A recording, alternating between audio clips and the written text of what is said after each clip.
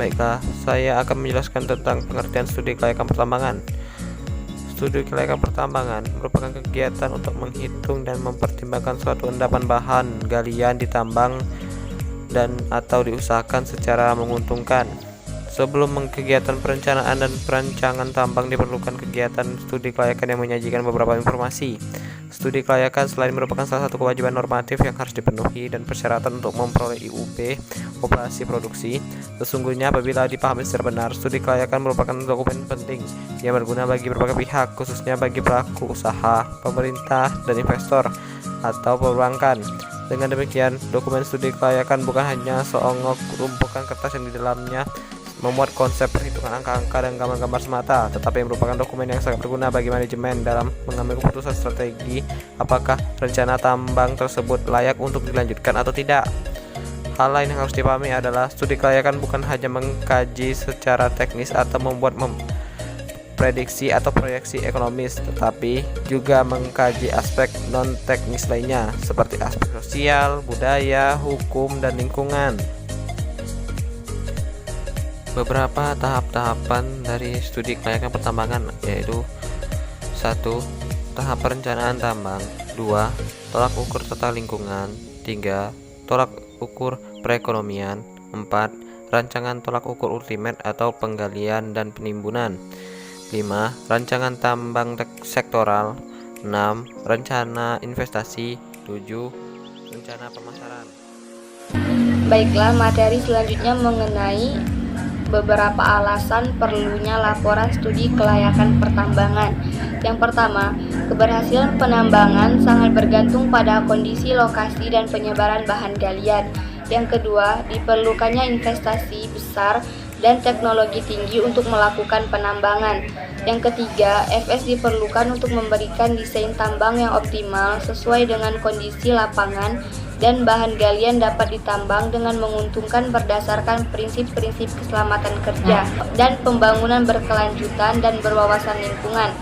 Yang keempat, mencegah terjadinya investasi yang telah dilakukan tetapi tambang tidak dapat menghasilkan keuntungan atau modal yang ditanamkan tidak dapat kembali. Selanjutnya, tentang ruang lingkup laporan studi kelayakan pertambangan, di mana ada 3 aspek. Yang pertama, aspek teknis. Di dalam aspek teknis ini terdapat 5 poin penting. Yang pertama, perencanaan metode pertambangan. Yang kedua, perencanaan kemantapan lereng. Yang ketiga, perencanaan peralatan tambang. Yang keempat, perencanaan waktu kerja tambang. Dan yang kelima, perencanaan pengelolaan bahan galian. Yang kedua, aspek ekonomis. Di dalam aspek ini terdapat 4 poin penting. Yang pertama, perencanaan investasi. Yang kedua, perencanaan pemasaran. Yang ketiga, perencanaan pembiayaan.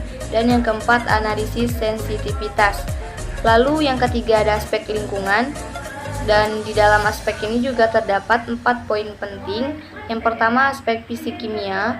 Yang kedua, aspek biotik. Yang ketiga, aspek sosial, ekonomi, budaya. Dan yang keempat, aspek kesehatan masyarakat.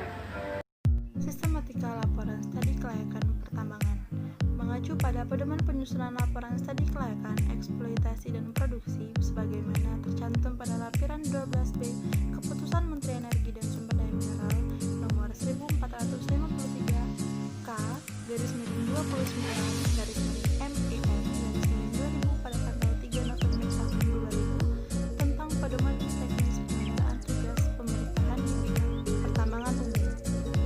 Peraturan terkait mengenai laporan studi kelayakan pertambangan, Peraturan Pemerintah Republik Indonesia Nomor 59 Tahun 2000 tentang kegiatan usaha panas bumi, bagian keempat, pasal 15 ayat 1 sampai 4.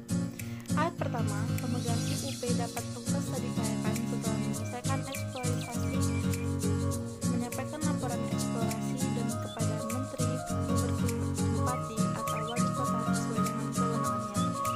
Ayat kedua, dalam hal eksplorasi dilakukan menteri badan usaha dapat melakukan studi kelayakan setelah mendapatkan IUP. Ayat ketiga, badan usaha wajib melakukan studi kelayakan sesuai dengan kaidah teknik pertambangan yang baik dan sesuai standar